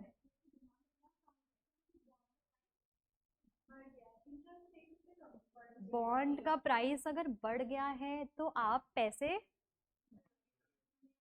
हाँ तो पैसे ज्यादा हो जाएंगे हाथ में। हाँ तो, हाँ बॉन्ड का प्राइस और speculative demand are directly related. First, reason पे बाद में आना, पहले ये समझ ही लो वो डायरेक्ट है। अब डायरेक्ट क्यों है? क्योंकि कोई भी बॉन्ड महंगा होगा तो आप खरीदोगे, और आप जब नहीं खरीदोगे तो आपके हाथों में पैसे होंगे, तो स्पेक्युलेटिव डिमांड वही तो है, हाथों में पैसे कितने हैं आपके, सिंपल। ठीक है? अब मैं आपको एक समझ आ गया ना? पक्का? आप बताओ, कुछ कुछ डाउट? प्राची ना? याद हो रहा है। सो नेक्स्ट कुछ एक फ्लो चार्ट में थोड़ा बताती हूँ। लिखो, इश्यू प्राइस, मेच्योरिटी प्राइस। ये कभी भी ना पूछेंगे नहीं आपसे, ये आपको समझने के लिए है। वो बोलेंगे नहीं फ्लो चार्ट बना के दिखाओ।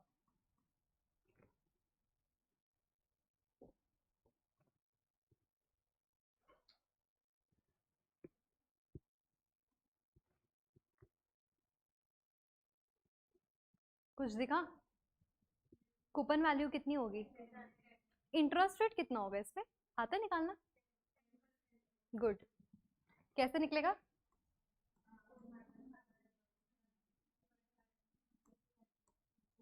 तो कितने परसेंट पे आपको मिल रहे हैं? ये रिटर्न है आपका। ठीक है? पहला केस लिखो, केस 1, इफ देर इज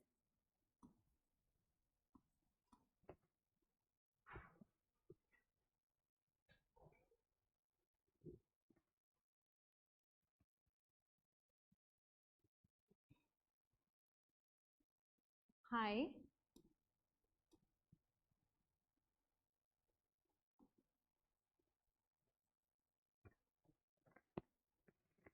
अगर आपकी इकोनॉमी में मनी सप्लाई बहुत ज्यादा है। ठीक है? लिख लिया? अब यहाँ से थोड़ा सा समझो, अगर इकोनॉमी में मनी सप्लाई बहुत ज्यादा है तो क्या होगा? आप सबके पास ज्यादा पैसे आएंगे हाथों में।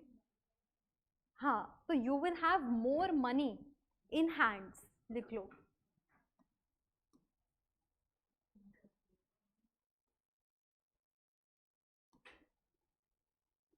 जैसे आपके पास ज्यादा पैसे आए, आपके दिमाग में आएगा क्यों ना मैं बॉन्ड पे इन्वेस्ट कर दूं, क्यों ना मैं और पैसे इंटरेस्ट कूपन वैल्यू में अर्न करूं। तो अब आप करोगे मोर डिमांड फॉर बॉन्ड्स या ऑफ बॉन्ड्स। किसी भी चीज की एक्सेसिव डिमांड होने लगती है तो उसके प्राइस पे क्या इम्पैक्ट आएगा? बढ़ जाएगा, क्योंकि लिमिटेड है ना, सबको नहीं दे सकते।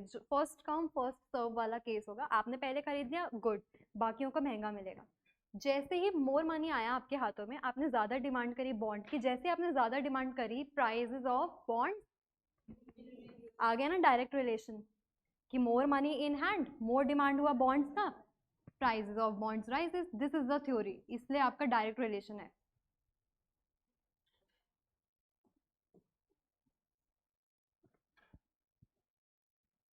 आगे समझ? लिख लिया ये फ्लो चार्ट? लिख लो अगर नहीं लिख रहे हो तो। गुड। और जब प्राइजेस ऑफ बॉन्ड्स बढ़ जाएंगे तो इंटरेस्ट रेट कम मिलेगा उस पे। समझ आया? इसमें डैश डाल के लिख लो, रेट ऑफ रिटर्न फॉल्स।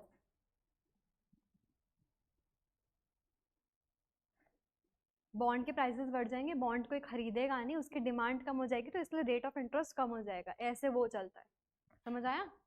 तो समझ आ गया डायरेक्टली रिलेटेड इससे क्यों है, क्योंकि जैसे ही डिमांड बढ़ेगी हाथों में पैसे ज्यादा आएंगे, आप ज्यादा डिमांड करोगे, बॉन्ड का प्राइसेस बढ़ जाएगा, जैसे ही बॉन्ड का प्राइसेस बढ़ेगा इंटरेस्ट रेट गिर जाएगा। क्यों? क्योंकि यहाँ पे सीक्रेट है, कोई खरीदेगा ही नहीं बॉन्ड, जैसे कोई खरीदेगा नहीं तो रेट ऑफ रिटर्न तो फॉल हो जाएगा, इसलिए। समझ आ गया?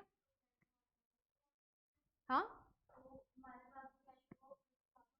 तो वो कैश है ही ज्यादा, ये केस वही है ना कि आपके पास हाथ में बहुत पैसा है, उससे मतलब नहीं है कि आप क्या करने वाले हो। मैं आपको एक केस बता रही हूँ कि अगर आप बॉन्ड के पास गए तो ये होगा, ठीक है? अब वो ज्यादा पैसा है, हो सकता है आप एफडी बना लो, वो भी तो केस हो सकता है आप गाड़ी खरीद लो, वो भी केस है ना? अभी हम डिमांड स्पेक्यूलेटिव बोल रहे हैं ना, स्पेक्यूलेटिव में हम बॉन्ड मार्केट पढ़ रहे हैं, इसलिए हमने सिर्फ बॉन्ड्स देखा है। सेकेंड केस आएगा when there is less money supply, money supply कम हो गई, तो एकदम इसका कौन बताएगा मुझे?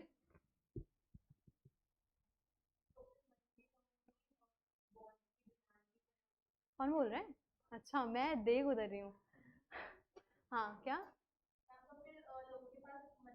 हम्म।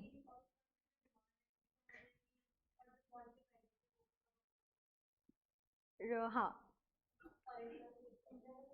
क्योंकि कोई खरीद ही नहीं रहा ना बॉन्ड, तो बोलेंगे यार कोई नहीं खरीद रहा, इसको थोड़ा सा सस्ता कर दो, तो बॉन्ड के प्राइसेस कम हो जाएंगे, जैसे ही बॉन्ड के प्राइस कम होए तो आप सब खरीदने चले जाओगे, इसकी वजह से रेट ऑफ रिटर्न बढ़ जाएगा, इंटरेस्ट। ठीक है, इसका फ्लो चार्ट आप खुद बना लो, या मैं भी साथ साथ बनाती, साथ में बनाओ।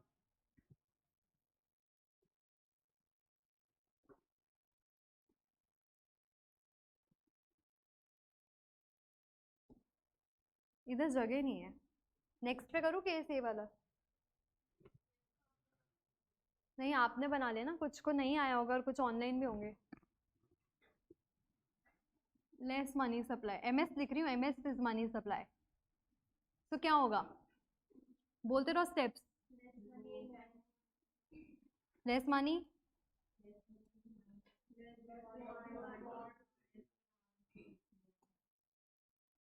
आगे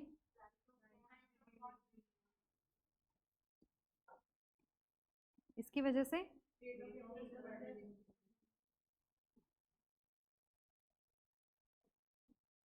तो अगर मैं देखूं जैसे आपका लेस मनी है तो प्राइस, तो आपका स्पेक्युलेटिव डिमांड और प्राइस ऑफ बॉन्ड में कैसा रिलेशन है?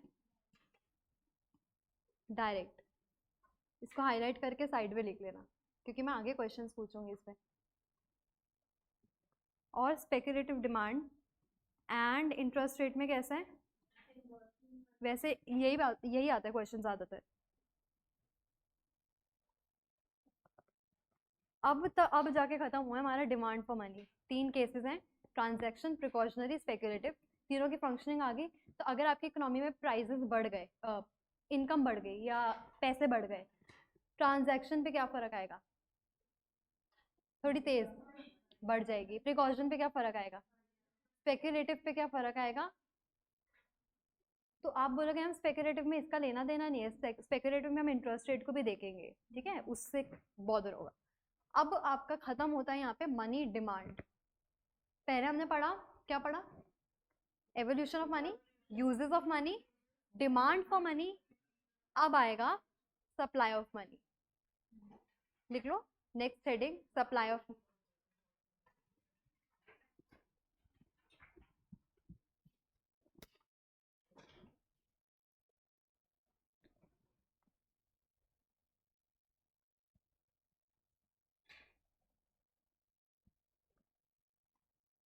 मनी सप्लाई का मतलब क्या होता है?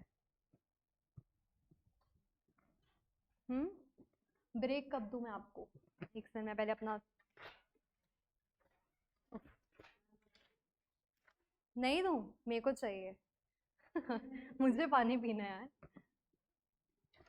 भले ही छोटी सी ले लेंगे बट लेंगे थोड़ी सी, नींद भी आ रही है। ठीक है, बहुत बहुत सारा है यार, चलो कोई बात नहीं। कल अब ये टॉपिक आई थिंक 3 क्लास तक चलेगा, आज भी कल भी। अब प्लीज ऐसे मत करना कल छुट्टी लेके बैठ गए हो, फिर अगले हफ्ते आओगे मैम ये CRR क्या होता है मैम, ये तो सुना ही नहीं। सुनोगे कैसे जब आओगे नहीं तो। और ऑनलाइन देख लेना, ठीक है, यहाँ पे गिरे वैसे सही में। क्योंकि अगर बाई चांस नहीं आ पाते हो ऑनलाइन देख के आओ एक बार, ठीक है, बेसिक आइडिया तो लिख रहा हो वो है क्या। तो मनी सप्लाई लिख दो, it is the stock of money.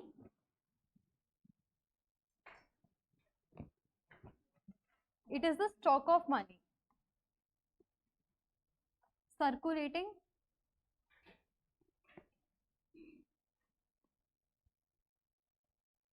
in an economy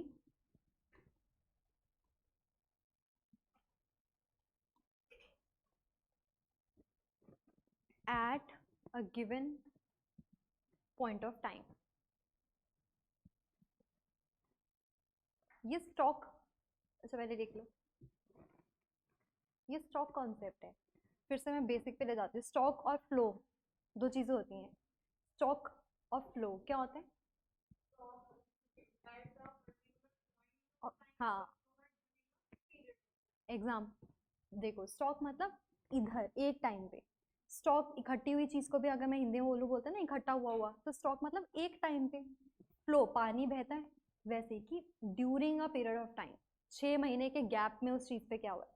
आज 31 मार्च को क्या हुआ है वो स्टॉक होगा, फॉर 6 मंथ्स वो फ्लो आ जाएगा कि उसके बीच में क्या हुआ है। ठीक है, तो मनी सप्लाई स्टॉक कॉन्सेप्ट है, एक ही टाइम पीरियड पे देखते हैं कि अभी कितनी है, ऐसे देखोगे ना।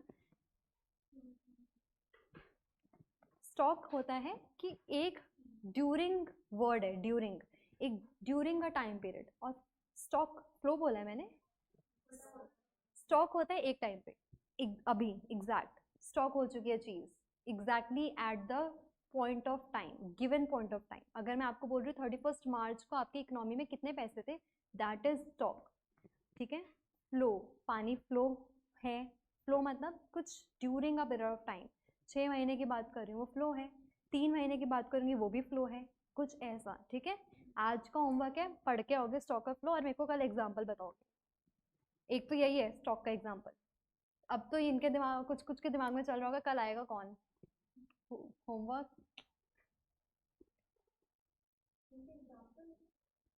हाँ, लेट्स सी, मैं ही क्लास लूंगी, देखते हैं। एग्जाम्पल देखकर आना है, एक लाइन भी पढ़ लोगे समझ आ जाएगा, इतना आसान है। हाँ, ये बेसिकली टाइम पीरियड की बात हो रही है ना। हाँ, अब थोड़ा सा मैं बेसिक बताती हूँ। मनी सप्लाई तो बेसिकली आपकी इकोनॉमी में कितना पैसा है, सिंपल सी बात, लेमैन लैंग्वेज। बट 1997 से पहले तक अलग एग्रीगेट से हम बात करते थे, M1 M2 M3। ठीक है, उसके बाद जब YV रेड्डी की कमेटी आई, है ना, जब हमने बहुत ज़्यादा इकोनॉमी को नीचे जाते हुए देखा, 1990 में रिफॉर्म्स आए थे, LPG आया था, हमने अपने आप को ओपन इकोनॉमी बना दिया था, एक्सपोर्ट इंपोर्ट सेक्टर भी आ गया था, है ना। पहले हम C+I+G करते थे, फिर हमने क्या करा, NX भी आ गया। NX क्या होता है, नेट एक्सपोर्ट्स। वो तभी आएंगे जब हम फोर्थ सेक्टर को भी इन्वॉल्व करेंगे, जब हमारी इकोनॉमी क्लोज नहीं रहेगी। ये 1990 के बाद से होना चालू हुआ। फिर उसके बाद हमने कुछ टाइम में पॉलिसी लगाई, फिर हमने कुछ टाइम और देखा कि ये सही नहीं हो रहा, अभी हमें समझ नहीं आ रहा। फिर YV रेड्डी की कमेटी उस टाइम पे थी एक, जो लोग चेयरमैन होते हैं या RBI में जो लोग काम कर रहे होते हैं या उसका चेयरमैन होते हैं, तो उनके नाम पे कमिटीज बनती है उस टाइम की, क्योंकि they are working that time. उन्होंने मॉनेटरी एग्रीगेट्स बदल दिए, न्यू मॉनेटरी एग्रीगेट्स आए और लिक्विडिटी एग्रीगेट्स आए। ठीक है, तो NCERT में अभी भी ओल्ड की ही बात हो रही है, लेकिन न्यू भी आ चुके हैं। तो पेपर में हो सकता है वो भी पूछ लें ओल्ड वाला, और हो सकता है NM की बात कर ले, that is new monetary aggregates. ठीक है, और हो सकता है लिक्विडिटी एग्रीगेट का भी पूछ लें। अभी कैसे पूछ रहे हैं कि आपको एक क्वेश्चन दे देंगे कि M1 के कंपोनेंट्स इनमें से कौन से नहीं है, और 4 ऑप्शन लिख देंगे कि क्या करेंसी विद पब्लिक, क्या currency with commercial bank RBI के पास। अब आपको पता ही नहीं है कि क्या नहीं है, तो आप नहीं कर पाओगे उसे रूल आउट। तो मैं इसको डिक्टेट करूंगी, लिखो YV रेड्डी gave या YV Reddy committee gave new method of measuring national income। कब आया था ये? इससे पहले तक ओल्ड वाले हम यूज करते थे, इसके बाद हमने न्यू यूज करने चालू कर दिए, ठीक है। नेशनल इनकम नहीं, sorry, measuring money supply, national income नहीं है। YV रेड्डी की कमेटी बैठी थी, इन्होंने न्यू एग्रीगेट्स दिए थे ऑफ,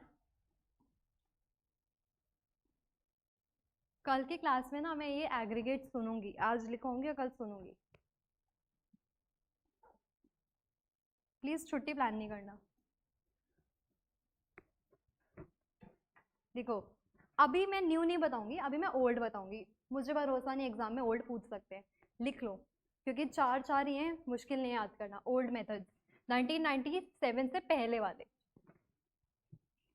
M1 मैं लिखूं या डिक्टेट कर दूं, आप लोग बता दो। लिख दूं? ठीक है लिखो चलो। करेंसी इन सर्कुलेशन, मैं थोड़ा शॉर्ट में लिखूंगी, जैसे CIR मतलब सर्कुलेशन।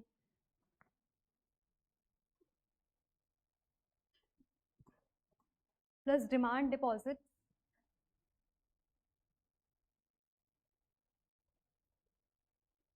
विद कमर्शियल बैंक,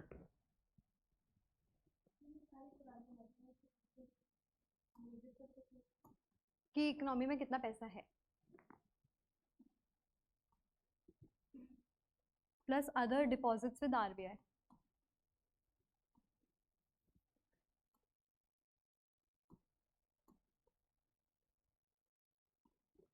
क्या लिखा है? आपकी कंट्री में कितने पैसे सर्कुलेट कर रहे हैं, कितने डिमांड डिपॉजिट है कमर्शियल बैंक के पास, और कितने डिपॉजिट है RBI के पास, ठीक है। इससे आप M1 मेजर करते हो। अब लिखा M2, इसको क्या लिख सकते हो? C plus DD plus OD, demand deposit with commercial, other deposit with RBI, short में अपने आप को याद करवाने के लिए, है ना। देखो M1, M2 में आएगा M1 प्लस सारे कंपोनेंट्स M1 के आएंगे, M2 में भी, बस एक चीज और ऐड जाएगी, पोस्ट ऑफिस सेविंग डिपॉजिट। उसके पास भी कितने सेविंग डिपॉजिट है, बट उसमें एक चीज नहीं आएगी। क्या नहीं आएगा? ब्रैकेट में एक्सक्लूडिंग NSF। पहले तो लिख लो M1 plus post office saving deposit, और ये जो डिपॉजिट है ना, इसकी मेच्योरिटी 1 साल से कम की होगी, of maturity less than 1 year. लिख लो लिख लो, ये लिख लो उसी में, post office saving deposit of maturity less than 1 year, जिसका 1 साल के अंदर ही वो पूरी हो जाए डिपॉजिट, ठीक है। एक्सक्लूडिंग NSF, ब्रैकेट में एक्सक्लूडिंग नेशनल सेविंग सर्टिफिकेट, ये नहीं आएगा बस, क्योंकि बहुत कम होता है। एक्सक्लूडिंग नेशनल सेविंग सर्टिफिकेट, जिसको NSF भी बोल, NFSC sorry, yes,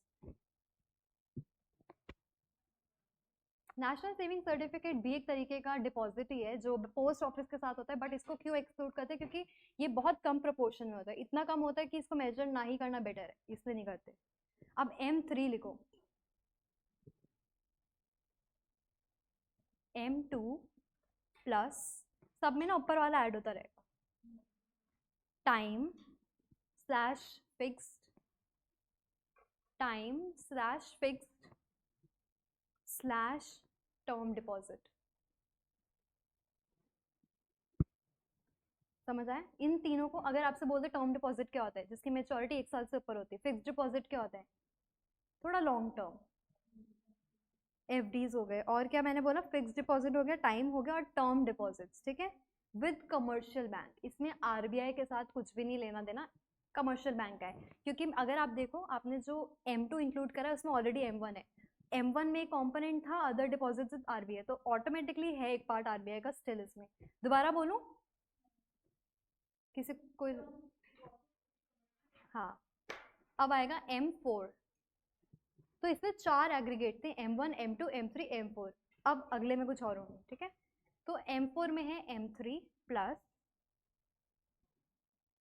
post office deposit of more than 1 year. उसमें 1 साल से कम था, इसमें 1 साल से ज्यादा है।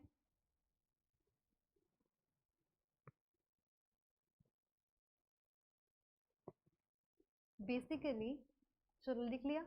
अब मैं बताऊं इसके ऊपर कुछ। जो M1 है, M1 को हम बोलते हैं नैरो मनी। नैरो मनी क्या होता है? सबसे ज्यादा लिक्विड होता है। लिक्विड क्या होता है? लिक्विड मतलब जिसको आप इंस्टेंटली कैश में कन्वर्ट कर सकते हो, दैट इज लिक्विडिटी। जिसको आप, ठीक है, जैसे कि क्या हो सकते हैं एग्जांपल, कोई भी आपके पास बॉन्ड्स हैं या शेयर आप बेच दोगे ना उसको, आपको कोई रोकेगा? तुरंत आप कर सकते हो। लिक्विड है बहुत ज्यादा, हाई लिक्विडिटी। तो M1 जो कंपोनेंट है ना, इसमें बहुत ज्यादा लिक्विडिटी होती है। तो M1 को पहली बात तो नैरो मनी भी बोलते हैं, बहुत कम कंपोनेंट्स को कैप्चर करा है। क्योंकि M2, M3, M4 ये सब बाकी कॉन्टिन्यूस चल रहे हैं, बट M1 में तो सिर्फ ये 3 चीजें हैं। तो इसको आप नैरो मनी भी बोलते हो और मोस्ट लिक्विड भी बोलते हो। अगर आपसे कोई पूछे लिक्विड क्या होता है, बहुत इजीली कैश में कन्वर्ट कर सकते हो आप जो चीजें। समझ आ गया? हम अपनी इकोनॉमी में इस मेथड के हिसाब से M3 से मेजर करते थे पहले। जो भी कंपोनेंट्स है ना M3 के, तो पहले आपका जो मेजर होता था मनी सप्लाई का, वो M3 से होता था। M3, M2 और M4 तो दिए हुए हैं पोस्ट ऑफिस में क्या चल रहा है उसको अकाउंट करने के लिए। M1 बहुत नैरो है, उसको ले नहीं सकते क्योंकि वो पूरी क्लियर पिक्चर नहीं देगा कि आपकी इकोनॉमी में क्या क्या आप ले सकते हो। M3 को एक और नाम से आप बोलते हो ब्रॉड मनी।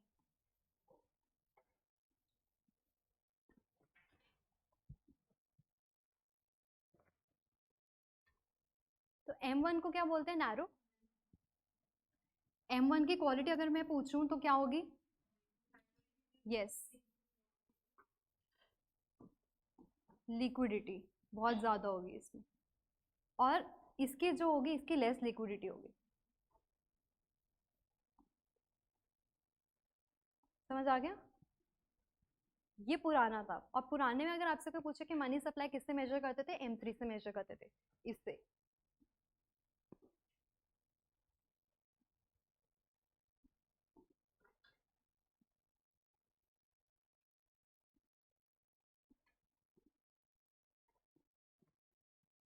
समझ आ गया? ये ओल्ड था, अब चल रहा है न्यू। 1997 के बाद से न्यू आया है। लिख लिया? क्योंकि नेशनल सेविंग सर्टिफिकेट्स जो होते हैं वो भी एक तरीके का डिपॉजिट है, लेकिन ये डिपॉजिट आप पोस्ट ऑफिस के साथ करते हो। इसमें क्या है, ये बहुत कम अमाउंट में। पहली बात तो पोस्ट ऑफिस में बहुत कम, आपने देखा है, आप जाते हो कभी पोस्ट ऑफिस? तो पोस्ट ऑफिस ही नहीं जाते तो उधर डिपॉजिट क्या करने जाओगे? उनके इंटरेस्ट भी बहुत कम मिलते हैं, इसलिए आप उसको बेटर ऑप्शन देखते नहीं हो। और उसमें जो NSC है वो भी बहुत कम है, तो उसको हम हटा ही देते कि ठीक है इसको रहने दो अभी, इसलिए हम उसको एक्सक्लूड करके चलते हैं। ठीक है, ये था आपके ओल्ड मेजर्स। अब लिखो न्यू मॉनेटरी एग्रीगेट्स। ये मैं डिक्टेट करूंगी, बहुत लेंदी है। लेंदी लेंदी बहुत नहीं है, बट है थोड़ा। New monetary aggregates.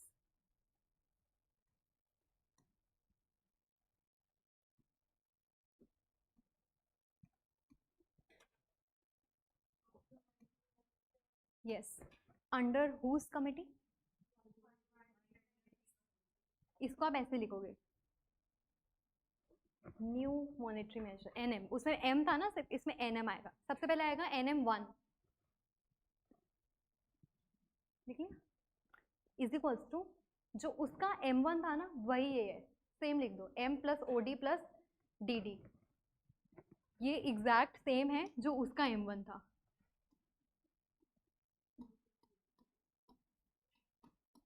इसको एक्सपैंडेड वर्जन में भी लिख सकते इफ यू वांट। अब NM2 क्या है? NM2 थोड़ा बड़ा है। NM2 में फिर से NM1 आएगा पूरा, फिर से आपका वही आएगा। अच्छा, हमने वहाँ पे एक अलग स्टेप बनाया था ना पोस्ट ऑफिस का, इसमें अभी यहाँ पे वो हटा दिए। इसमें हमने सीधा NM2 में क्या करा है, लिख दिया NM1 plus time comma fixed, comma नहीं वो स्लैश लगा दो। हाँ, इसके अंदर आपका पूरा NM1 आएगा प्लस वही टाइम, फिक्स्ड, फिर term, deposit with bank of less then, with bank of less than 1 year maturity. यहाँ पे 1 साल से कम की मेच्योरिटी के डिपॉजिट्स को हम हैंडल करते हैं। आपको पता है FD कभी कभी 1 साल से कम की भी होती है, पता है? अब पता चल गया। FD कभी कभी 1 साल से कम की भी होती है, इसमें आ जाएगा वो। अब लिख लो NM, अच्छा रुको, क्या लिखा है? With banks less than 1 year of maturity plus COD, that is certificate of deposit. Certificate of deposit दो, देखो मनी मार्केट होती है और कैपिटल मार्केट होती है, पता है थोड़ा सा? 2 तरीके की मार्केट होती है, मनी मार्केट होती है, कैपिटल मार्केट होती है। मनी मार्केट में होता है शॉर्ट टर्म सिक्योरिटीज को हम डील करते हैं, 1 साल 6 महीने। जो आपकी दूसरी मार्केट है कैपिटल, उसमें लॉन्ग टर्म सिक्योरिटीज को डील करते हैं। तो मनी मार्केट में कौन कौन से तरीके से आप किसी सिक्योरिटी को डील कर सकते हो, उसका वन ऑफ द वे है COD, certificate of deposit, commercial bank, bill of exchange, treasury bills, ये सारे उसमें ही आते हैं, ठीक है। और सेकेंडरी मार्केट फिर से बताऊं, कुछ लोगों को नहीं समझ आ रहा, बता देती हूँ। ये लिखना नहीं क्योंकि इसकी अलग मार्केट है आपकी, मतलब अलग क्लास या अलग टॉपिक होगा। इसमें क्या होता है, मैंने अभी आपको बोला सर्टिफिकेट ऑफ डिपॉजिट। 2 तरीके की मार्केट होती है फाइनेंशियल मार्केटिंग, एक होती है मनी, एक होती है capital. Money market deals with security that are of less than 1 year और शॉर्ट टर्म सिक्योरिटीज, छोटी छोटी 1 साल 6 महीने 8 महीने। But capital markets are those markets which deal with security जो 1 साल से ज्यादा होंगी, ठीक है। तो मनी मार्केट में कौन कौन से इंस्ट्रूमेंट हैं, one of that is COD, मतलब सर्टिफिकेट ऑफ डिपॉजिट। कि आप किसी के पास जाओगे, आप बोलोगे ये सर्टिफिकेट ऑफ डिपॉजिट रखो, उससे वो अपना साइन करेगा कि 6 महीने बाद इसको इन कैश कर लेना, तुम मुझे दे देना सर्टिफिकेट और मैं तुम्हें पैसे दे दूंगा। ऐसे भी मार्केटिंग होती है मनी मार्केट में, ठीक है। ये है वो certificate of deposit issued by bank in money market. ये बैंक ही इशू कर रहा है क्योंकि बैंक की बातें अभी हम कर रहे हैं in money market. Next NM3, उसमें आएगा NM2,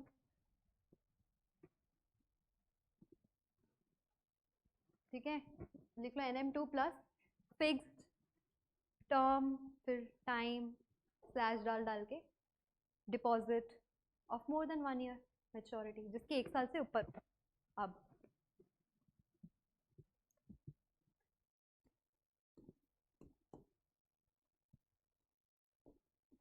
ये सेम आएगा, मोर देन 1 ईयर मेच्योरिटी, ठीक है, प्लस बोरोइंग्स ऑफ मेच्योरिटी, मतलब 1 साल से ज्यादा के बाद वो मेच्योर, पता है ना क्या हो रहा है, मतलब कि अब that is ready to be exchanged, अब आप उसके बदले पैसे दे सकते हो और वापस वो ले सकते हो, ये हो रहा है, ठीक है। ये अब ट्रांजैक्शन आपकी खत्म हो गई है। Plus borrowings of commercial bank, borrowings of commercial bank from NBFC, from NBFC, non banking financial companies. अब ये क्या होती हैं? ये बैंक भी नहीं है, ऐसी कंपनीज जो बैंकिंग एक्ट के अंडर नहीं है लेकिन कंपनीज एक्ट के अंडर है, ठीक है। अब आप बोलोगे फिर मैम ये बनी क्यों है? ये बनी है बोरोइंग्स करने के लिए और देने के लिए, ठीक है। क्योंकि हमने जब धीरे धीरे नोट करा ना, हमने नोट करा कि हमारी इकोनॉमी में पैसे नहीं है, तो हमें ऐसे और इंस्टीट्यूशन चाहिए जो अच्छे से मनी को हैंडल करे, इलीगल मनी से बचे, ब्लैक मनी, करप्शन, इनसे हट जाए। तो हम NBFC लाए। NBFC मतलब नॉन बैंकिंग, बैंक नहीं है बट एक कंपनी है, not registered under banking act but registered under companies act. How is it different from bank? Because it does not accept deposit of the public. आप NBFC में जाके अपना deposit नहीं कर सकते कि आप मेरे पैसे रख लो और मुझे इतना नहीं। ये आएगा कमर्शियल बैंक इससे बोरो कर रहा है, ये किसी से बोरो कर रहा है, इस काम के लिए ये, ठीक है। समझ आ गया? लिखना नहीं है, आपके समझने के लिए। हो गया सारा? कोई डाउट इसमें? ये लर्न होने चाहिए, ओल्ड मेथड्स भी पता होने चाहिए। अच्छा, मैं आपसे क्वेश्चन ही पूछती हूँ, इस पे आया हुआ है ये क्वेश्चन कि अगर पहले वाला मेथड कर लो, ओल्ड मेथड नहीं, अभी और है, इसका अलग है, वो लिक्विडिटी एग्रीगेट्स हैं, वो L1 L2 और L3 हैं। वो मैं क्या हुआ, ये है? नहीं, थक गए क्या? थक गए? अब देखो, बोरिंग लग रही है क्लास? अच्छा इतना सच नहीं बोलना अभी, बाद में, बाद में भी नहीं बोलना, अभी बोल दो, ठीक है। तो बेसिकली अब देखो, क्योंकि रटने वाली चीजें और वो क्लासेस बोरिंग लगती हैं थोड़ी सी, ठीक है। अभी मैं दे रही हूँ, अभी दे दूंगी, बट ये क्लास मुझे लगता है कल तो चलेगी मनी बैंकिंग की, लेकिन मैंने सोचा था कल मैं खत्म कर दूंगी, बट ये होगा नहीं, एक और क्लास होगी मनी बैंकिंग की, ठीक है। इट्स थोड़ा बेस बन जाएगा आपका, फिर आप कल थोड़ा मे बी अच्छे मूड में हो, ठीक है। सो अभी समझ आ गया? अगर आपसे कोई ऐसे पूछे पहले वाले में से कि क्या M3 में पोस्ट ऑफिस सेविंग इंक्लूडेड है, क्यों नहीं है? यही क्वेश्चन गलत करके आते हैं। जब पूरा M2 है तो M2 का पोस्ट ऑफिस हम छोड़ देंगे। अब आएगा NSC, वो नहीं है क्योंकि वो तो उसमें भी नहीं है ना, तो वो M3 में भी नहीं होगा। ये ऐसे क्वेश्चंस आपको आ सकते हैं, समझ आया? अभी लिक्विडिटी एग्रीगेट्स लिखवा दूं, क्योंकि इसके बाद मैं नेक्स्ट टॉपिक स्टार्ट कर दूंगी, फंक्शंस ऑफ आरबीआई। लिखवा दूं ना? ठीक है, लिखो, हेडिंग डाल दो लिक्विडिटी। समझ आ रहा है ना? लिक्विडिटी मतलब बता दिए, जिसको आप रेडिली कैश में एक्सचेंज कर सकते हो, लिक्विडिटी एग्रीगेट्स।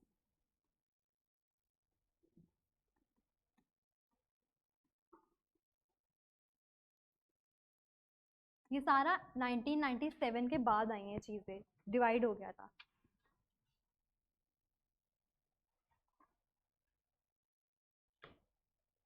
रुको, लिखो L1 इज इक्वल्स टू, क्या कुछ पूछना है? यहाँ पे स्टार्ट होगा जहाँ पे वो छोड़ा था, NM3 से स्टार्ट होगा ये। NM3 प्लस, और अच्छा आपने एक चीज नोट करी, हमने क्या करा, हमने न्यू मेथड में पोस्ट ऑफिस हटा दिया है, उसमें कहीं पे भी पोस्ट ऑफिस आपको दिख नहीं रहा होगा, वो यहाँ आएगा। देखो NM3 plus all deposit with post office savings, जितने भी डिपॉजिट पोस्ट ऑफिस में आप करके आ रहे हो वो इसमें आएगा, लेकिन इसमें भी NSC एक्सक्लूड होगा, ठीक है, उसको हम अकाउंट ही नहीं कर रहे हैं।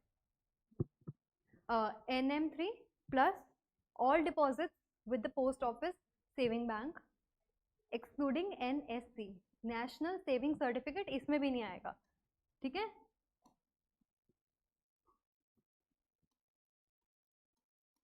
समझ आ गया? अब लिखो L2, NM नहीं, इसमें आएगा L1 plus term deposits with term lending institutions, term deposits with term lending institutions and refinancing institutions, term lending institutions and refinancing institutions plus term borrowing, दोबारा बोलूं, term deposits with term lending institution and refinancing institution plus term borrowing by FI, FI पता है क्या है? Financial institution, term borrowing by FIs, FIs is financial institutions, ठीक है।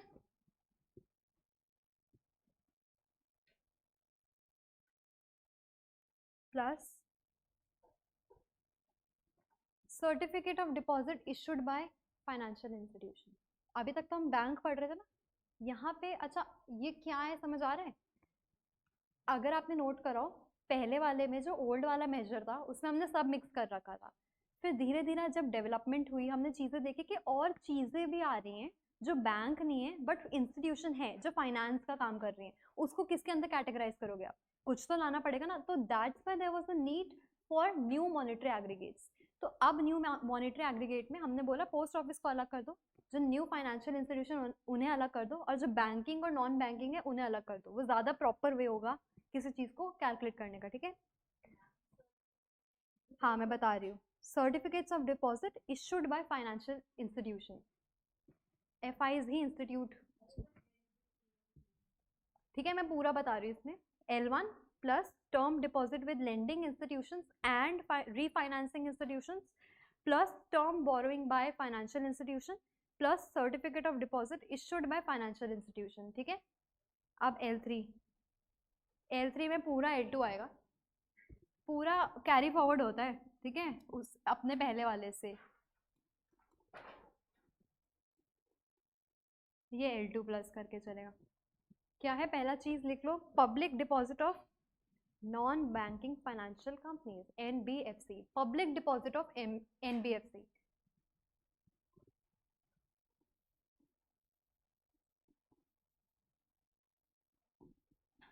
समझ आ गया? देखा आपने इसमें आपने किस किस को इंक्लूड करा है, फाइनेंशियल इंटरमीडियरीज, नॉन बैंकिंग के साथ जो पब्लिक अपना डिपॉजिट कर रही है। अगर आपसे कोई पूछे कि क्या क्या